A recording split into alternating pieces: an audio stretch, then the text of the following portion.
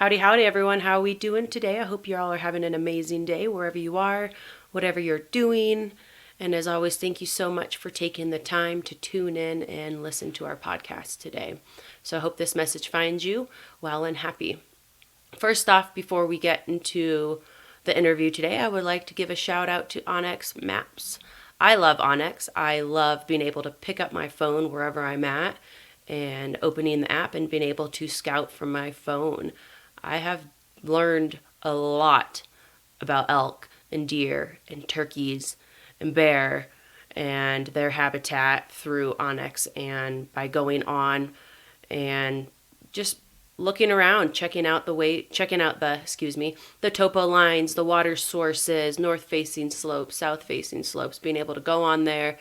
Onyx has a lot of information on there with private land lines. Sorry, this morning I am a little jumbly.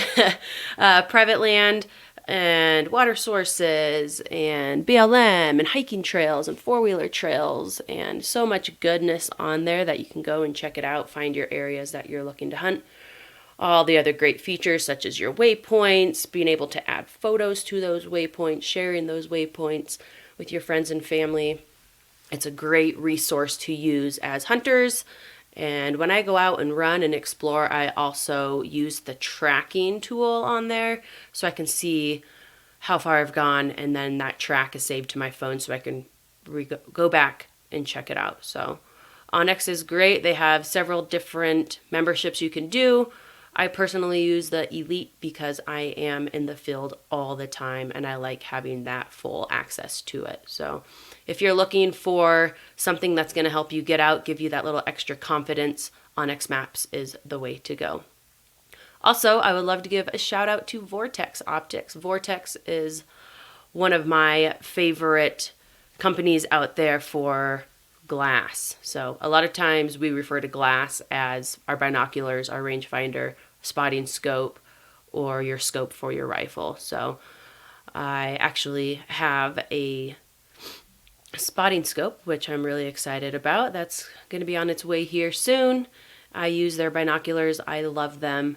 And they have a lifetime guarantee. If anything happens to your gear, you can send it back and they will replace it for free, which is amazing. We can't afford to be buying a new pair of binoculars every other year. Their rangefinders are awesome. They are on a little bit of a back order with all their gear due to this crazy COVID-ness. And so if you are looking to upgrade, or if you are looking to purchase something for the first time from Vortex, I would recommend doing that now, so that way you have it before hunting season gets here. All right. We are ready for our interview today. I am going to be interviewing a good friend of mine from afar. His name is Justin, and he actually works with Vortex Optics. And I hope you guys enjoy this episode today. Have a great one. Hey everybody, how we doing today? I have a friend of mine. His name is Justin with us today. Justin works with Vortex Optics. And Justin, why don't you go ahead and tell our listeners a little bit about yourself, so they have an idea of who they're listening to today. Yeah, absolutely. Like I said, or like she said, work at Vortex Optics. I actually met up with Drea, when was it, last fall? Yeah, during archery season. Yeah, so it was just pretty crazy. I kind of rolled into their little camp area, but we hit it off pretty good. Yeah. I will admit, I was a little bit frustrated at first. I don't blame you. We were on the road for like 20 plus hours. We rolled into the camp. We probably debated for a good 5-10 minutes whether we should set up camp here or not. It was a solid spot. And I'm glad you guys did, because we were able to get to know each other and hang out. And anyways, I'll let you tell the story on that one. Yeah, no, it was great. Because you guys were actually out hunting. You guys came back, and it's always kind of nice when, you're hunting, in the close proximity with others, to kind of get like a game plan, like, hey, I know it's kind of frustrating because you're like, hey, this is quote unquote my area type of thing. But, especially, it's, as long as you guys have hunted it, But I think you guys rolled in back to camp, and we kind of talked about where you guys were going to hunt the next morning and things like that, so we wouldn't be on top of each other, what drainages you guys were going to be kind of focusing on, so where we could kind of at least get out of your way a little bit, and try to work around one another. But it went actually fairly well. I think both parties had luck, so that was good to hear. It was a great week of season. Phenomenal week of season, yeah. I think that 1 week, 3 bulls were taken between our two parties. So I think, you kind of moved to a little bit different location to harvest yours. But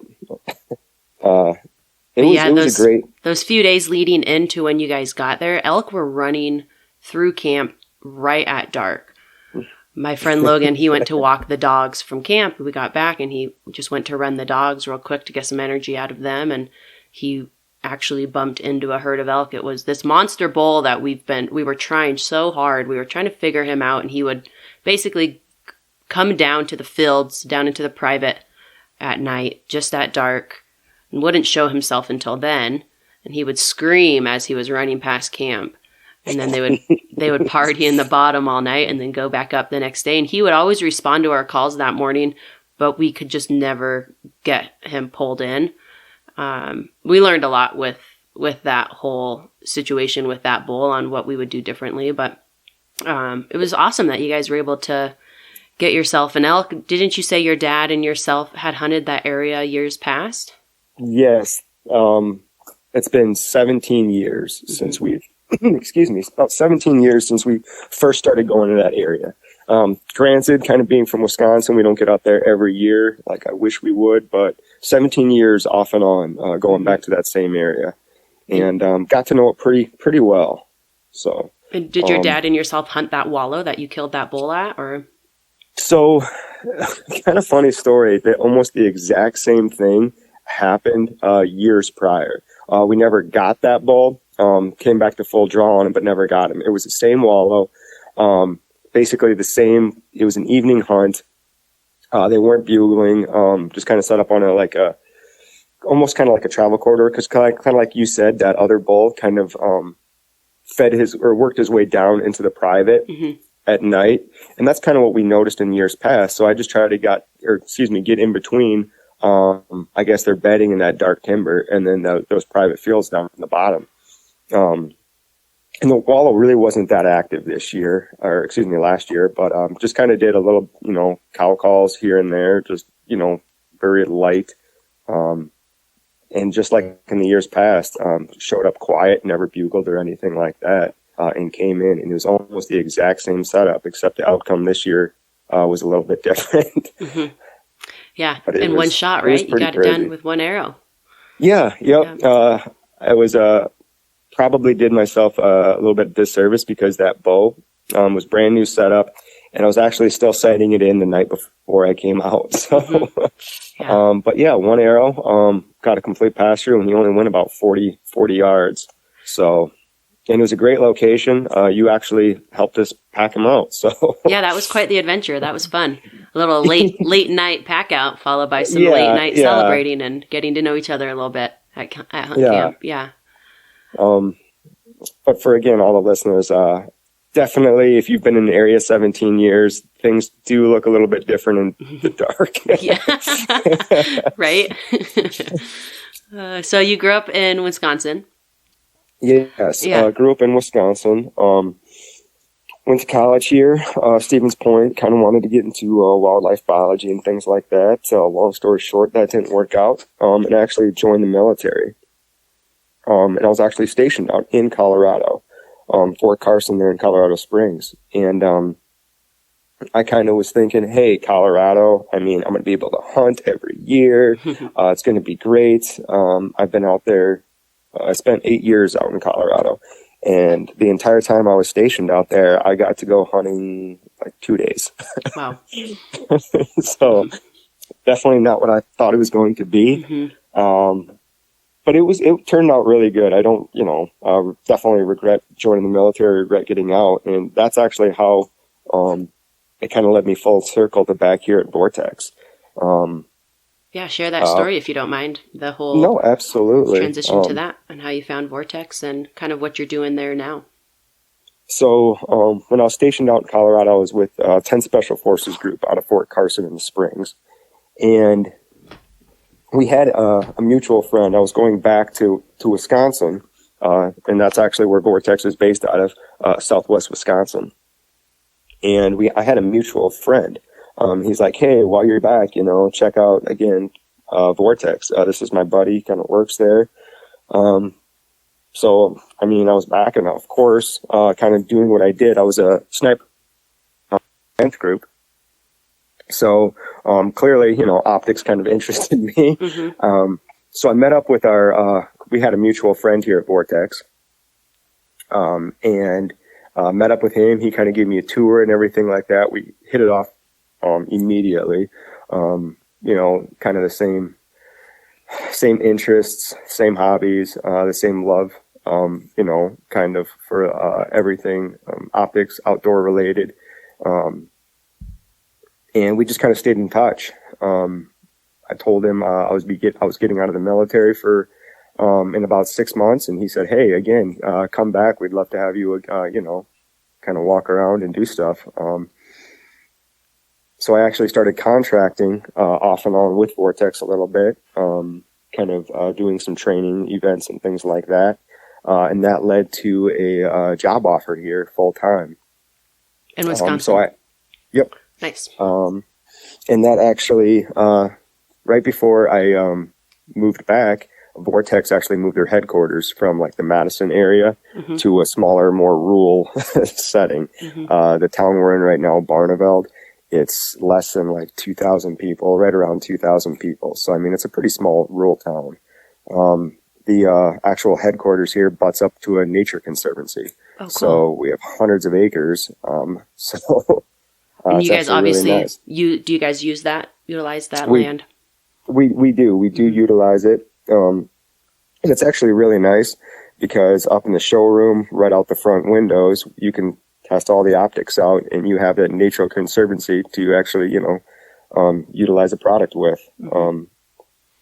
Instead of, looking at a parking lot or across the street into somebody's window. Mm-hmm. But so it's really nice having that nature conservancy in that rural setting. Kind of what the views Vortex kind of has. It's kind of nice kind of being in that rural setting. Exactly, yeah.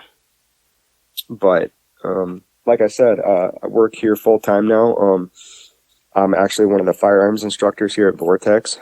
We just actually launched Vortex Edge. I think, was it yesterday? The first, nope, definitely not the first. It was a couple days ago. So Vortex Edge would be, I guess, Vortex Optics training division, if you will. Yeah, tell us a little bit about that. So Vortex Edge, again, Edge does not stand for anything, by the way. But right now we have 4 full-time instructors down here and multiple classes. So again, it's our training academy, if you will. A lot of other companies out there kind of have theirs. Like there's SIG Academy that's very well known. So and so again, Vortex Edge, we have classes, open enrollment classes. We want to make sure that everything we have to offer here, it's available to everyone. That's cool. So we have everything from precision rifle, carbine, pistol. We do have a couple hunting courses we offer here. We ran a couple last fall, kind of as a trial run. They went great. Had a lot of solid feedback from them as well. So. Cool. So that's just open to the public. If someone's wanting to learn more, about hunting or optics, they can sign up with you guys, and that's what you do is you teach them. Yes. Mm-hmm. Yep. All of our instructors here have some sort of background, whether military, law enforcement, competition. Excuse me. Some of us have maybe a little bit more like subject matter experts, whether it's long range or pistol and things like that. So again, my forte would kind of be that long range type of training. But that being said, we kind of cover down on like the whole gamut. I Um, love it.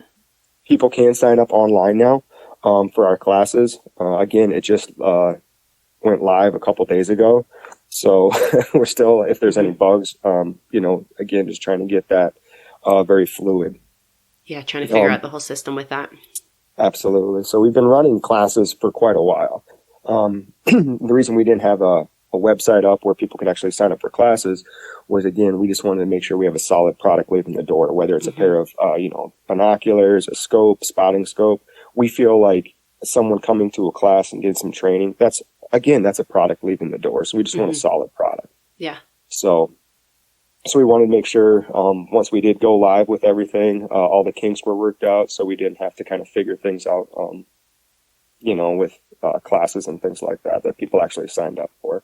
So that's really cool. That's obviously, you said that's new and that yes, launched just recently.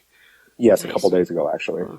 So it's on the website now. There's a link through the Vortex Optics homepage. Hmm. So Yeah, I feel like something like optics could be pretty confusing for especially a new hunter to be like, well, what's the difference between this like scope or this pair of binoculars or this rangefinder? And so I think it's great that absolutely, people can come in there, and I've really come to realize in the last few years how important it is to know your gear and what you're using and making sure you have a setup that's right for you, because we're all different. Our eyes are different, our body types are different, our style, everything. And so it is a very personal setup for each individual, each hunter. So that's cool that they can come in there and test things out and see what works for them, learn a lot along the way. absolutely, and like Yeah. the showroom's great because you can actually, look at the optics, kind of mull them over, kind of decide what you like in an Hmm. optic. But again, coming down here to the range, you can actually put it, to use, Hmm. so and utilize it. But like you said, just knowing your equipment inside and out, that's just going to increase your capabilities. Hmm. For example, like with some of those long range scopes, there's a lot of stuff going inside those reticles. um, but knowing what you can, utilize that optic for, it goes a long way knowing your gear inside and out. Hmm. So Is there like a setup? Is there any recommended gear? So let's start with a beginner hunter. yeah. What would you recommend for a new time hunter? Maybe they've just gotten into it in the last couple years. What is a good setup for them? That's gonna, obviously your guys' equipment is amazing and it works great. But what is like a good average setup for a new time hunter? So the way we run our optics, I'll just talk specifically about like rifle scopes Hmm. for right now. And it kind of goes across the board too. But the way it's kind of set up is we have different quote unquote tiers, if you will. So like it might be like a crossfire, and then from a crossfire it might be the Diamondback, up to the Viper, and then from the Viper you'd have your Razor. And I guess the Razor would be considered like the top tier optic. Hmm. So one thing nice about Vortex is we have optics for basically every price point, kind of entry level and that more advanced top tier stuff. Hmm. Um, so it's going to kind of dictate what an individual will be looking for. Granted, someone looking for a rifle scope here in Wisconsin might have a different, obviously, setup than someone, say, out in Colorado, Wyoming, in the West, where your shots are going to be a little bit further. It's going to be a little bit more wide open. Hmm. Magnification would come in huge then. So, for example, here, someone would be like, okay, well, maybe I just want a Diamondback like 3 to 9 power or something like that, versus, kind of going out there, you'd be like, okay, well, maybe I want, maybe a Viper or something like that. Then I'm going to have a little bit more magnification, maybe 6.5 to 20, or, 4 to 16 even for magnification. And out there in the West, further shots are not uncommon. Hmm. So, but so I would say, for example, here in I would say east of Mississippi, like a Diamondback tactical, a Diamondback scope, is going to be probably your best bang for your buck. Just the quality of the glass, the price point, it's a really solid product. Hmm. And then for hunting here, you're going to have a lot more thick timber and things like that. So our Diamondbacks are solid. So you can have like a 3 to 9 power, because here your shots, might be 25 yards away. And if your lowest magnification only goes down to 6 power, you're going to pull up and all you're going to see is brown. Brown is down. So, yeah. But here, I mean, a solid product, best bang for your buck might be like a Diamondback 3 to 9, 3.5 to 10, something along those lines. Is where out west you might be looking more in that 4 to 12, or even, like I said, 4 to 16 power in the Viper. And there's a common misconception, I believe, across the board, whether it's law enforcement or general public, thinking more magnification is better. Optics, they don't help you shoot better, they help you see better. So, but again, that being said, I mean, the highest magnification, you don't really need 20 power if you're shooting, 800 yards. Yes, it's nice, but at the same time, maybe you could use the extra cost that would go in that higher magnification to something else, maybe a little bit more bells and whistles on better quality glass, maybe a different turret system or something like that. But I do feel like there's a common misconception out there that highest magnification is the way to go. Sometimes you want more field of view, so you can maintain that situational awareness. Correct, yeah. So this last summer, I spent a lot of time behind the spotting scope where we hunted, where you and I met. So you have that big valley in the bottom, absolutely, which is private. You can glass a long ways from there. It was so much fun. My friend and I, we just spent hours in the morning and the evening, even sometimes in the middle of the day, we would see elk traveling through to go get water.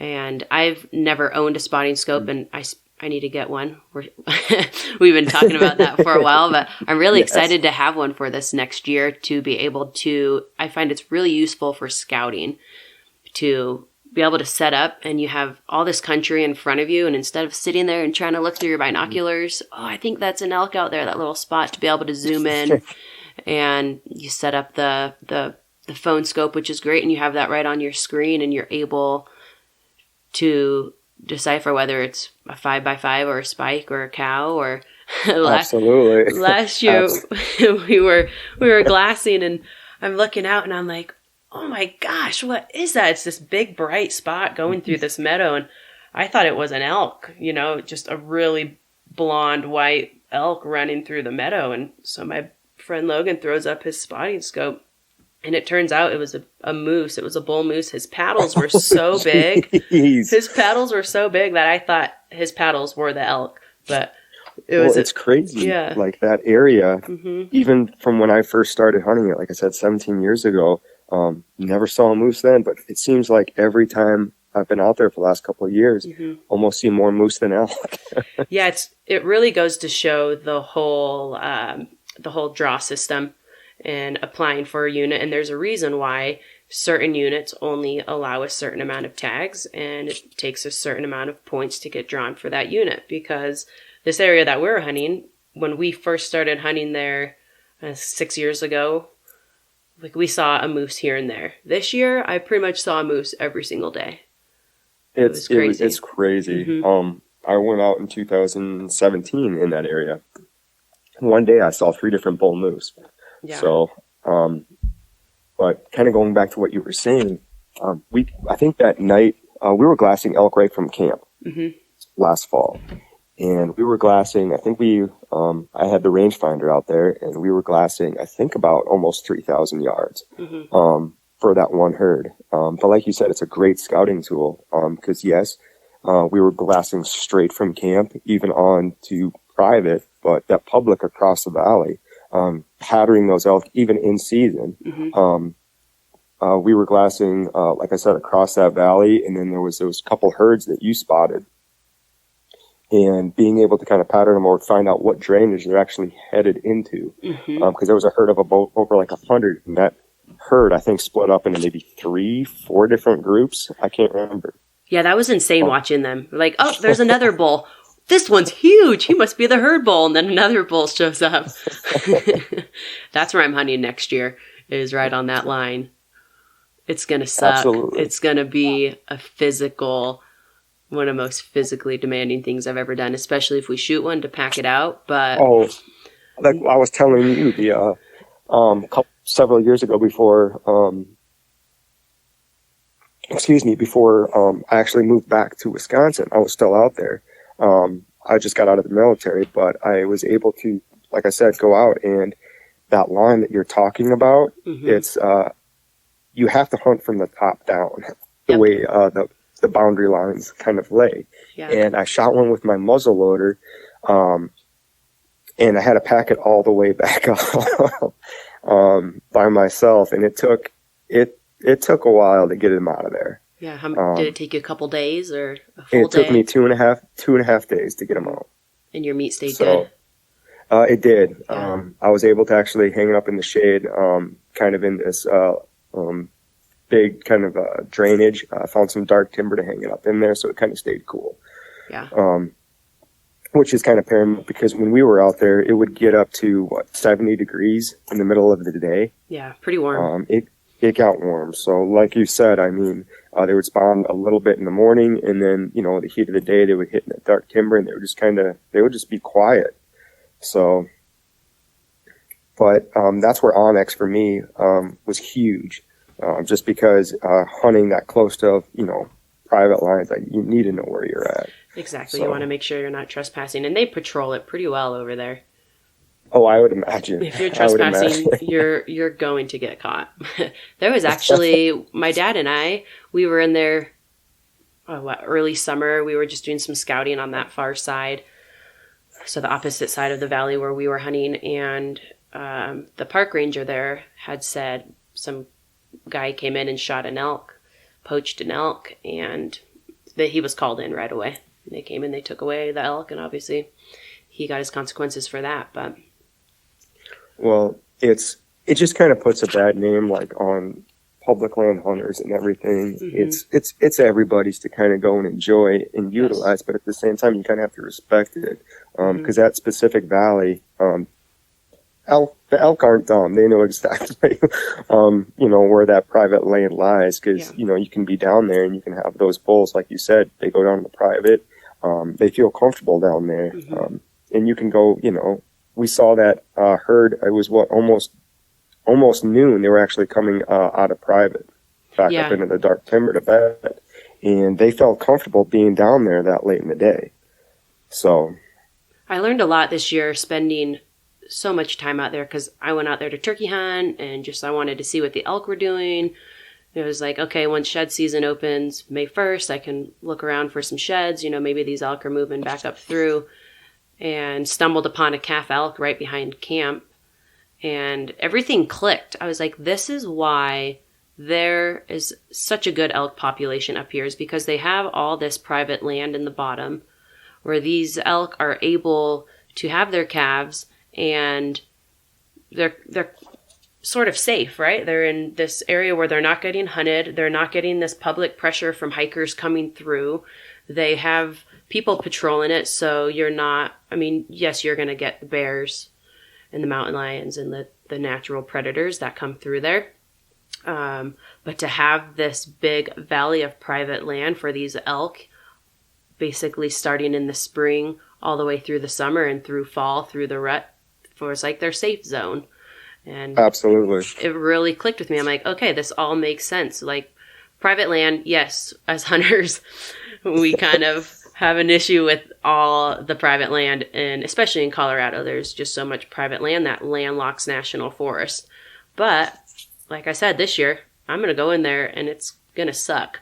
But I want to get right on that private land and national forest borderline and hunt that, because the average human being is not going to bring themselves in there and do that, because they don't want to pack it out. Like, I tried to get my dad and my sisters last year to do it, and I actually had my sister convinced. She's like, okay, let's do it. It'll be like a 3-day trip.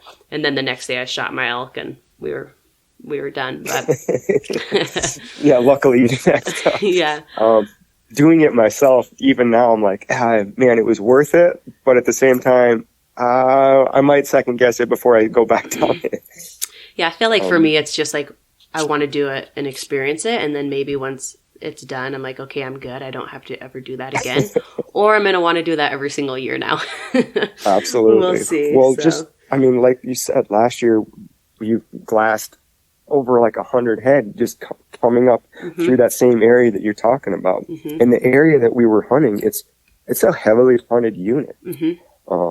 So just trying to find those pockets. For like you guys have been out there, 6-8 years getting to know that area. It's heavily hunted. There's a lot of outfitters in the area. But just trying to, like you said, getting them patterned. And again, the patterns, they can change, based on the time of year, pressure and things like that. But still, it's pretty crucial, especially, honestly, that area, I never really would have thought to bring a spotting scope, just because once you're in, it is kind of thick. There's not a whole lot of like spot and stalk type of opportunities out there. There can be, but I never really would have thought about it until this past year. I just brought it along because I was kind of testing some new product out. So, but after that one experience last fall, I'm definitely going to bring a spotter from now on. yeah, it's really nice when you have that other side that you can, because both sides of the valley are huntable. And if you aren't getting into the elk on one side, you glass the other side and you can make a game plan for the other. And this just kind of seems to be a common discussion that I have with a lot of archery hunters is, oh, I don't need a spotting scope because I'm archery hunting. I'm going to be up close to them anyway. So, I'm going to be within 40 yards. I should be able to tell how big they are. They're going to be responding back to our calls. We'll just call them right in. There's no need for a spotting scope. And I kind of had that mentality leading up to these last couple years, especially this last year. In summertime, I would drive up to one side of the valley and I would just glass for the last 3 hours. And I had these elk patterned enough that my sister was able to shoot one of those bulls on opening morning because I had been watching them and they had the same pattern all summer long. They would come out in these certain areas. I wasn't in there running around setting up trail cameras, spreading my scent. I was miles and miles away watching them through a spotting scope. And I had a little notebook and I had the dates and what elk would come out and what they were doing, whether it was a bull or a cow, the time of day. And I learned a lot. It was really cool to just watch them from afar and, all right, it's 4:25 in 10 minutes. They're going to come out. Well, it paid off. I think she took what, a 6x? My sister? Yes. Yeah. Opening. Well, it was a nice bull. I mean, and all that work paid off, and not, like you said, not being in there, not putting pressure on them. It goes a long way. It really does. What would be, so also a lot of people talk to me about spotting scopes, and if you're doing like a backcountry hunt, a lot of people don't want to bring a spotting scope in because of the weight. And so absolutely. That obviously is a factor in if you're doing a backcountry hunt. So like last year, first week of archery season, the reason why I didn't shoot that bull and my sister did was I was hunting. Wasn't hunting. I was just tagging along with my friend. He had a high country mule deer tag and he brought his spotting scope and it was great to have up there. But he has, I think, I'm not sure which one it is, but it's right in the middle where it's not too heavy, not too light. So maybe, Justin, if you can talk a little bit about if a person is planning to do some backcountry hunts and they're having to hike in with all their camping gear, what would be the recommended spotting scope or optics for them to bring into that where they're not compromising all their weight with their spotting scope and all their gear? Absolutely. So we actually have an optic. It is a razor. So like I was talking about earlier, the razors can have that higher quality glass and things like that. But it is like you said, a spotting scope, nice, small, compact package, and it's about 1.5 pounds. Okay. For a spotting scope. So for a spotting scope, 1.5 pounds it's pretty solid. Granted, you're going to kind of sacrifice a few other things, but the power I believe is 11 to 33 for magnification and power wise. But it's going to have a bigger objective, smaller objective than most other spotting scopes out there, whether it's a 65 or like 85. It's going to be, I believe, 11 to 33. It's going to have that 50 for the objective and everything like that. For the objective lens, it's 50 millimeters. But again, 33 power for magnification. With solid quality glass, you're going to be able to glass further and identify features, elk, bowls and things like that, and actually get that positive identification with less magnification with higher quality glass. Mm-hmm. So that being said, a great option for someone who's backpacking and is very weight conscious, that Razor HD would be a solid option. Like I said, it's £1.50. Give or take, just the optic itself. Yes, you need the tripod and things like that. Mm-hmm. But at the same time, that's going to give you a lot more magnification than, your 10 power, binos. Mm-hmm. So, like you said, maybe identify something with your binoculars, then get the spotting scope on it. And then you'd be able to kind of, pick it out a little bit easier in detail with that higher magnification. So, having a spotting scope that's about £1.50 is pretty solid. Does Vortex go to any of these like archery events, or obviously they probably have a booth at some of these expos, which right now with COVID things are a little bit different. Yes, this was an interesting year for that. Yeah, so because it's nice for not everyone's not going to be able to travel out to Wisconsin to just go out and test out the optics. Are there any events in 2021 that you guys will be at where people might be able to swing through and get their hands on some glass and try and see what's right for them? Absolutely.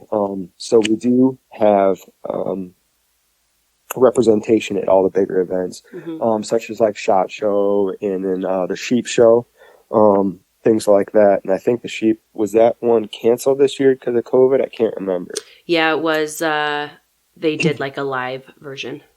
That's right. Yeah. So we kind of had that the live version this year, which we did have representation at. But those bigger events, such as like Sheep Show and things like that, we do go every year. And for some of the listeners out there, be like, well, Sheep Show, I mean, that's, why would I even go? I can't afford any of that stuff.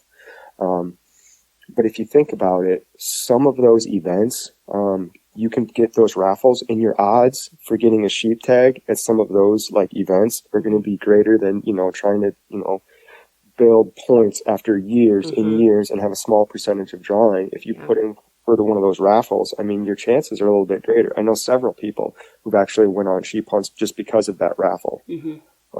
So again, I just want people to kind of understand, yes, some of those booths and things like that can be a little bit pricey, especially like Sheep Show and things like that, just because of the nature of the game.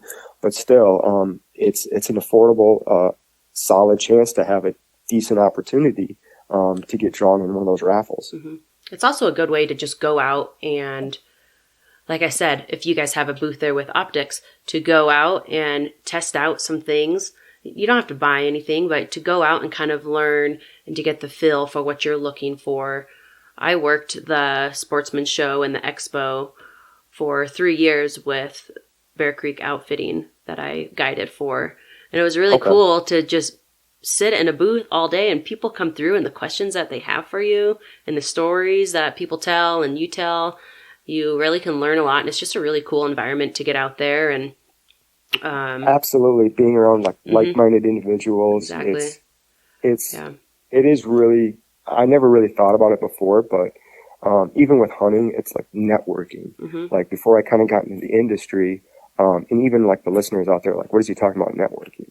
For example, like our basically relationship right now, networking itself, getting out there, talking to individuals, never would be having this conversation with you right now. One, if, again, we didn't kind of hit it off from, camp, last fall. So it goes a long way. Again, helped me pack out that elk, learn a little bit more information, even picking your brain last year. I learned, like I said, I've been that area off and on for 17 years. Talking to you for 10 minutes, it's like, wow, I learned more in the past 10 minutes than the past 5 years in this area. So, Crazy, So it right? goes a long way. It's Yeah, crazy how it's just putting yourself in certain situations in general, you can learn so much. absolutely getting outside like your comfort zone and Mm-hmm. kind of putting yourself out there. It Yeah. goes a long way. What are So, some of your hunts for 2021? Any so hunts right planned? now, um, so the way I kind of hunt the unit that we're in, or other units in Colorado, is I'll still put in preference points in Colorado, Montana, Wyoming, but for Colorado specifically, I always look at those leftover tags. Mm-hmm. Not the secondary draw, but the leftover tags. So I'm one of those people who, would wait in line, at 3 o'clock in the morning until they went on sale, or, Mm-hmm. 9 o'clock, I'm on the computer, like ready to go. Yeah. And that's a great way to get those tags. So it can kind of vary. So my plan was, one, I'm going to check out that, leftover list when it comes out, try to plan it from there, Mm-hmm. and try to be a little bit more flexible. One thing I learned about hunting, especially out west, is the flexibility that you need to be successful. But right now, I'm going to try and get out there again for specifically archery. Mm-hmm. So I plan on going out to Colorado for archery for elk. Wyoming, Montana, those other western states. I'm still working on building my points. But as far as my western hunts go right now, I'm looking at probably antelope in Wyoming and elk in Colorado. And the antelope in Wyoming, is that just an over-the-counter or is that a draw unit? That's going to be a draw. Okay. So I believe I have 6 points. But again, I can't remember the deadline, so I might be behind the power curve already. Mm-hmm. So, one thing about hunting, multiple states with different preference points, different application deadlines, is you have to stay on top of it. Almost have like an Excel spreadsheet to kind of keep track of everything. It's a lot. Yeah. So I even have preference points here in Wisconsin. So, for black bear. So, and again, if I don't get those tags, I'll be hunting over the counter. So whether the Wyoming antelope, again, I can't remember when the deadline is. I might have missed it already. But trying to keep track of, deadlines for Montana, Wyoming, Colorado. But it'll be either a draw unit for antelope in Wyoming or an over the counter. And for that, it'll be rifle. Gotcha. So, What scope do you have on your rifle? So right now, my rifle, I have the LH, or a lightweight hunter, or light hunter. Unfortunately, they discontinued that, and they came out with another optic. It's an LHT, lightweight hunter tactical. And both magnifications 3-15, so I can utilize it here in Wisconsin. And then also I have that higher magnification for out west. And basically they discontinued my optic, and they came out with this updated version, and that is like the Razor line. So it's a little bit higher quality glass, but it's the LHT, so lightweight hunter tactical. Very lightweight scope. I know people, we were talking about lightweight spotting scopes for backpacking and things like that. That LHT it's extremely light, but you still have that higher quality glass and things. So that's what's on my current optic. And I actually had some other optics from other manufacturers out there, different brands. And don't get me wrong, there's a lot of companies out there that make great glass, great scopes, great spotting scopes. But again, working here at Vortex, I can't have a Swarovski, yeah. Yeah, exactly. So sorry, boss. Right. So I'm like, all right, so I'll buy this, LH scope, and then next year they divert, and the updated version is the one I want, but I just can't afford it right now. Yeah. So, but that's kind of what I'm running right now. So, well, if you're in Colorado elk hunting and I get one down, I'll just give you a call and say, hey, elk down. all right. I'm on exactly, right? I'm on the other side. Well, that's what I was kind of hoping for, because I remember we broke down camp, I think a day or two after I got my bull, again, to get it back, get it processed, and get it in the freezer and everything. And I think the day after we left, I think it was the day we left, you actually, you had one on the ground.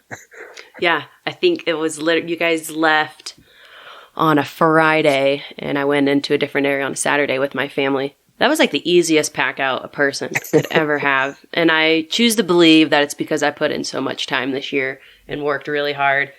That day I actually left my bugle at camp. I didn't even turn on my Onyx that day, didn't track anything, didn't even bring my calls. I just tagged along as a hunter that day because for the majority of the season, hunting solo and hunting with my friends and some of the family would come out and whatnot. Like, I was usually the caller. I was usually setting the pace for the day, constantly checking my Onyx, right? Let's go here. Let's check this out. This is where the elk are, leading the way. And don't get me wrong, I love doing that. And that's why I've been a guide for a few years. But it felt really good to just be like, nope, not packing the bugle today. Not even going to look at my Onyx. I'm just going to tag along. And just kind of slow down, take a step back. Yeah, exactly. Well, it definitely paid off. So, I saw some of those pictures you had from that hunt, and it looked incredible. Super incredible and super special day, to be able to be with my family. And my dad, he's getting older. He's in his 60s, and I love the fact that he's still out there. And he's so positive, and he's just the funniest guy and very encouraging. And he wants it just as bad as we do. He will hike his legs off, and he'll get up early, and he'll cross rivers. And there he was, sure enough, packing out an elk with us with a full front quarter on his back, biggest smile on his face. And that's awesome. Like, there's so much going into a hunt with camaraderie and everything else. Yes, it's always nice to have one on the ground, but there's so much more that goes into a hunt than just harvesting the animal. Oh, absolutely. That's kind of what holds, for me, that's the deepest bond that I have, like, with my family, is the hunting. When you're out there and you're working as a team, and the memories that you make and the ups and the downs, the emotional roller coaster. I started hunting with my dad when I was super young, probably 7 years old, and just wanted to go out and follow him around. And I remember I would walk behind him and I'd watch his feet and I would step in his tracks. Be like, okay, I got to copy everything Dad does. And then as soon as I was old enough, took hunter safety, started hunting, and then all the older siblings started moving away. And my dad and I, we would just go out on our own adventures, and I learned so much from him. And then it just created this bond between him and I it's special. He'll always be my favorite hunting partner, just because it's nice having that connection. 'Cause I remember, kind of like what you said, there was a hunt I remember, years ago, and it was the last day. And I worked so hard to try to get my dad on a bull. We saw, a bunch of elk, just never had an opportunity. And the last day, he kind of looked at me, and I was just dejected. And he's like, "What's wrong?" I'm like, "I feel terrible. You didn't get an elk." And that's when it kind of clicked, when he's like, it's not about that. Like, he's like, "This was one of the greatest times I've had." So that's when it really kind of hit home for me. Yeah. Yeah. So having a little girl of my own, and then you being a female, what would your advice be to try and get, like, like my daughter, for example, interested in the sport? I feel like everything in life, it needs to be authentic and genuine. And so bringing her along with you to go glass, obviously I don't have any kids, but like, if I were to have a little girl, I want to present her with the opportunity and the option of, you can do this, or if you don't want to do it, that's completely fine. But I think bringing her out, starting her young, go out and glass with your binos and just spend that quality time with her. Clint actually did an episode just a couple episodes back with Melissa Bachman, and she's got kiddos, and she talks a lot about how they incorporate that with their kids. So maybe give that one a lesson. Obviously, she's got kids and I don't, so her advice is no, I was just kind of asking because, again, because you had, you had the different, I guess, kind of take on it, because, it was your dad getting you interested in the sport. Yeah. So what were some things that clicked for you when you were young, if you can remember that far back? Absolutely. I've always just been an outdoors girl. We grew up on 10 acres of land, and all the land that surrounded our property we were able to run around on. So I already had that going for me, but the fact that my dad was so patient and so willing to teach me, and then as soon as I got old enough, it was almost, he was like, all right, go on. I have to work. Like, you've got this. Very encouraging, very supportive. You know, I always asked him questions, but he was always there to support. And there was a lot of times that I would be emotional and be down because it didn't go the way I wanted to, or I didn't get something. And he was always just very positive in that light. And did you ever feel pressured into doing it? Never felt pressured. It was always just a natural thing. Like, I was talking with my therapist yesterday and talking about how I would much rather go sit in the forest by myself than go hang out at a friend's house. And like, you know, like okay, good. I There's have other always, people out there yes, like that. my connection to nature it's my sanctuary. It's where I want to spend all of my time if I can, being out there. And so for me, it was always just a natural thing. That's what I love to do. And, you know, I'm from a big family, and we are all hunters. Everyone in my family except for two. So I'm from a family of 14. And wow.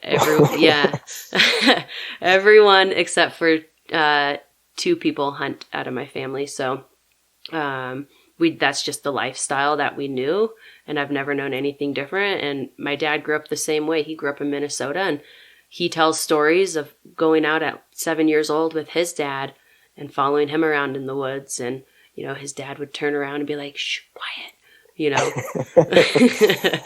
And so it's a generational thing, and it's in our blood, and that's how it's always been. I've never felt that pressure, but, you know, it's interesting how just two of my sisters, they've never really had the desire to hunt, and that's fine. There's no pressure on them, and they're supportive of the rest of us that do, and they think it's great. It's just something they've never gotten into. So that's really cool. Yeah. Awesome. It's been great. I have to go to work. Are you currently at work right now? Yes. Yeah. Yep. Working on the job. Cool. Absolutely. Well, Justin, it's been lovely. For the listeners, one last time, if they're looking to, you know, get into some optics, or they need some more information, what's a good resource for them to check out? Is there a website? Absolutely. So vortexoptics.com. They can go on there. Again, if they have any questions about optics in general, there's contact information on there, or if they have any classes about any shooting courses that we offer, there's another, like I said, link on the homepage there, Vortex Edge. There's another contact information under there. One thing nice is everybody that answers those emails, answers those phone calls, they're here on site. They're very knowledgeable. You're not going to get somebody off-site or anything like that. So everybody's on the phones, on those emails. They're knowledgeable. They know the product. And it's going to be someone here at Vortex on site. So you're going to get a solid answer. So from someone here at the company on site. That knows their stuff. Absolutely. Perfect. Awesome. Well, Justin, it's been a pleasure. We'll be in touch. Obviously. Absolutely. I need to get that spotting scope from you. I keep saying, once I get those extra dollars. Yeah, right. You know, get that stimulus. Yeah, stimulus. Yeah, where's that stimulus? But the other day I realized, I'm like, I should probably buy a vacuum cleaner for my house. I have a dog. Priorities. Yeah, like, spotting scope, vacuum cleaner. Yeah, exactly. Spotting scope. Do I live in a nest of dog hair, or do I buy a spotting scope? So, all right. It's been lovely, man. Have a great day. We'll talk soon. You as well. All right. Thanks again. Yep. Ground, this is God's country.